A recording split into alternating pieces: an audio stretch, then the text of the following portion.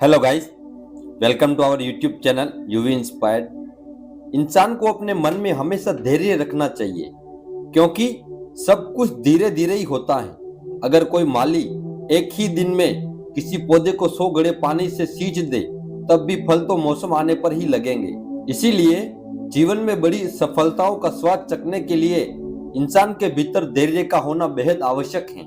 चाहे जॉब में हो, करियर बदलना हो, बिजनेस सेट करना हो या फिर अपने सपनों को पूरा करना हो, सब्र सफलता के सफर में मील का पत्थर काम करता है।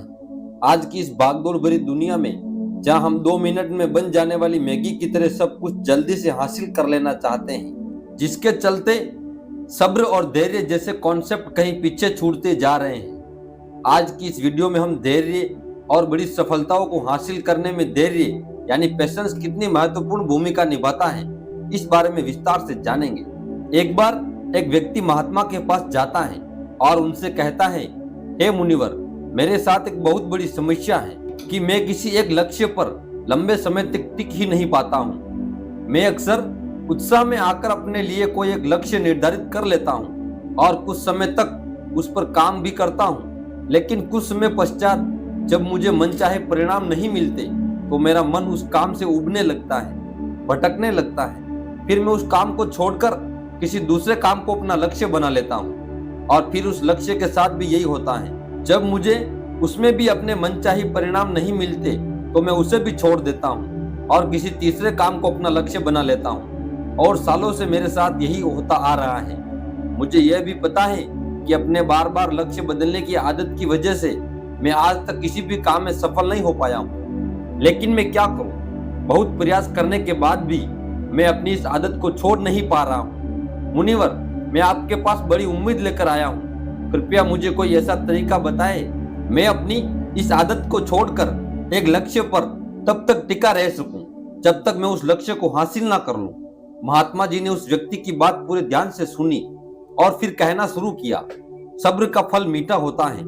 ये प्रसिद्ध मुहावरा तो तुमने सुना ही होगा, जिसका अर्थ है धैर्य के साथ काम करने से परिणाम अच्छे मिलते हैं। लेकिन यह जरूरी तो नहीं कि परिणाम हर बार हमारी उम्मीद के अनुसार और अच्छे ही हो। बहुत बार ऐसा होता है कि हमारी कोशिशों के बावजूद कुछ ना कुछ कमी रह जाती है और परिणाम हमारी उम्मीदों को पूरा नहीं करता। ऐसी स्थिति में ज्यादातर लोग अपना धैर्य खो देते हैं, जबकि ऐसे समय में ही इंसान के धैर्य की असली परख होती है।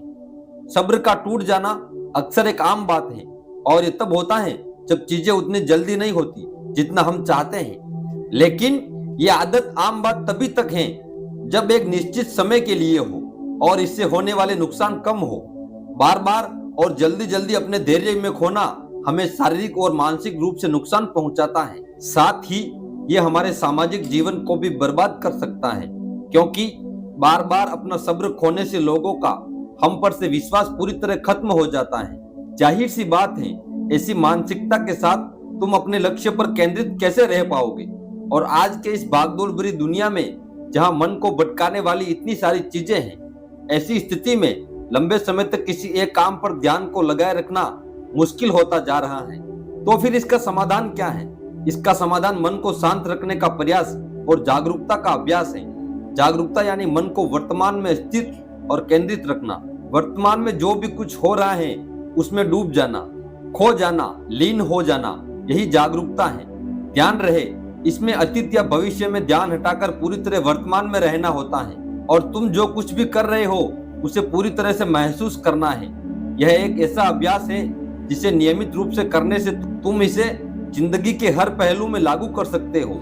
जागरूकता और ध्यान का अभ्यास करने से जबकि शारीरिक और मानसिक फायदे होते हैं, जैसे इसके नियमित अभ्यास से अच्छी नींद आती है, तनाव कम होते हैं, इंसान पूरा दिन हल्का और खुश महसूस करता है, साथ ही मन शांत रहता है और एकाग्रता भी बढ़ती है, जिससे लोग अपने काम पर अच्छे से ध्यान दे पाते हैं। ध्यान, जागरूकता और इसके महत्व के बारे में जानने के बाद अब अगला प्रश्न उठता है कि जागरूकता का अभ्यास कैसे करना है और कौन सी जरूरी बातों का ध्यान रखना है, जो सबसे पहले तुम्हें एक मजबूत इरादा बनाना चाहिए।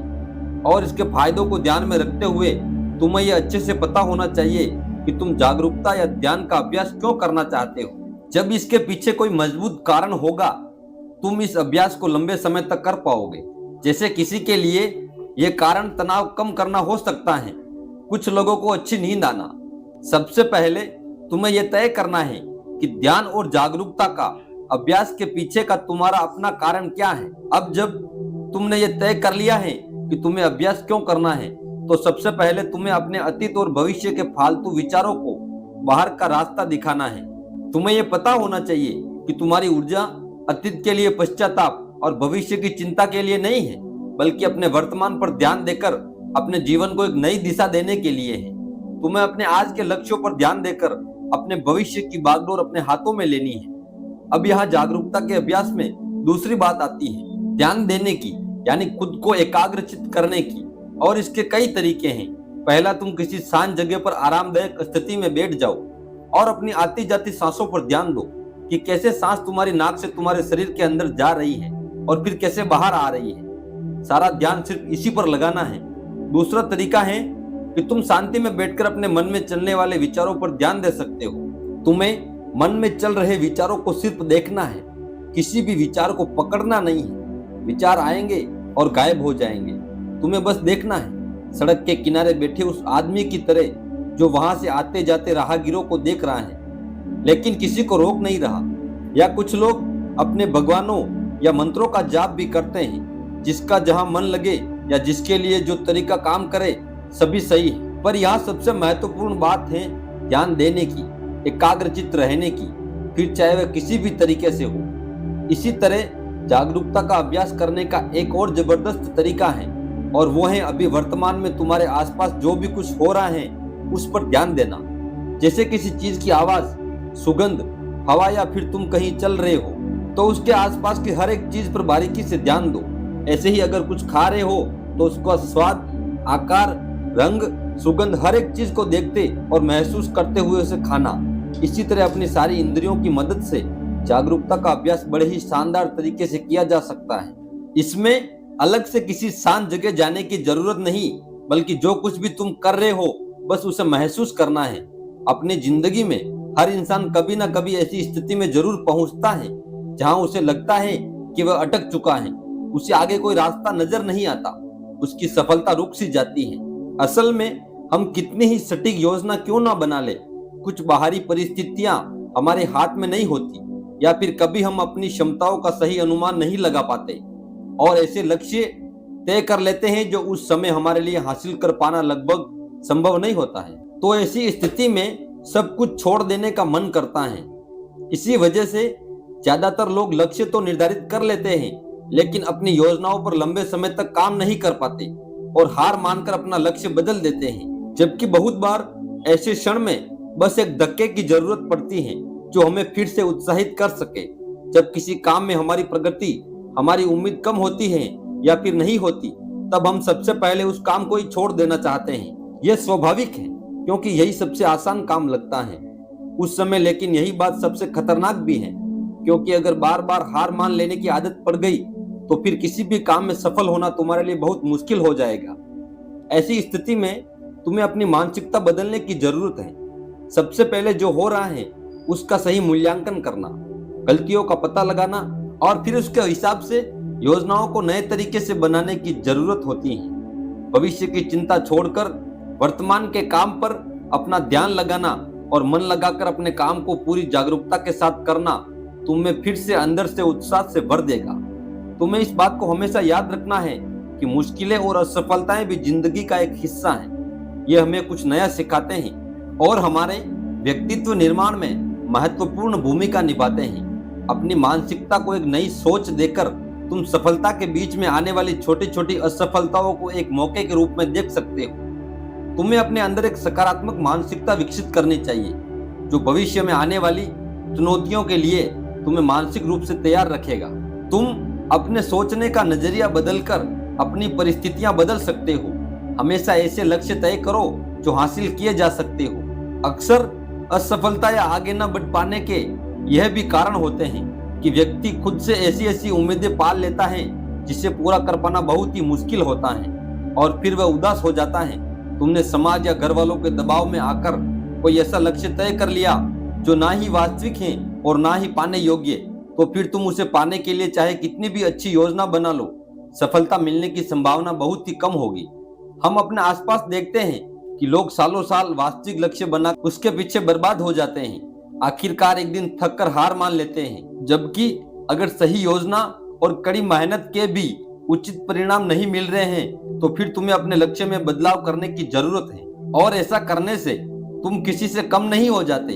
हम सब अलग हैं, हमारे अंदर अलग अलग विशेषताएं हैं, हमारी सोच अलग है, हमारी परिस्थितियां अलग थी, हमारे सपने अलग हैं। इसीलिए किसी भी देखा देखी करने की नकल ना करके, किसी के दबाव में ना आकर तुम अपने लिए वह लक्ष्य बनाओ जो तुम्हारे लिए सही हो। तभी तुम अपना सर्वश्रेष्ठ प्रदर्शन कर सकते हो और इसमें सफल होने की सबसे ज्यादा संभावना भी है। जब लोगों को उम्मीद के अनुसार परिणाम नहीं मिलते तो वह भूल जाते हैं कि उन्होंने ये लक्ष्य क्यों बनाया था। अपने लक्ष्य हासिल करने के लिए जब हम योजना बनाते हैं तो इसके पीछे दो प्रमुख कारण होते हैं, एक आंतरिक और दूसरा बाहरी। जब किसी भी काम में प्रगति धीमी पड़ जाए या तुम्हारा आगे उस काम को करने का मन ना करे या फिर तुम हार मान लो कि अब मुझसे नहीं होगा, ऐसी स्थिति में तुम्हें अपने क्यों को याद करना है कि तुमने ये लक्ष्य क्यों बनाया था। खुद को याद दिलाना है कि अगर तुम हार मान लोगे तो इससे तुम्हारे अपने और तुमसे जुड़े लोगों के जीवन पर क्या प्रभाव पड़ेगा। अपने लक्ष्य के पीछे मजबूत कारणों को याद करना तुम्हें ऐसी स्थिति में हौसला देगा जब तुम हार मानने वाले होंगे। दोस्तों, उम्मीद है आज की वीडियो आपको अच्छी लगी होगी। अगर अच्छी लगी हो तो वीडियो को लाइक और दोस्तों के साथ शेयर करना ना भूलें। मिलते हैं अगली कहानी में, तब तक अपना ख्याल रखिए। धन्यवाद।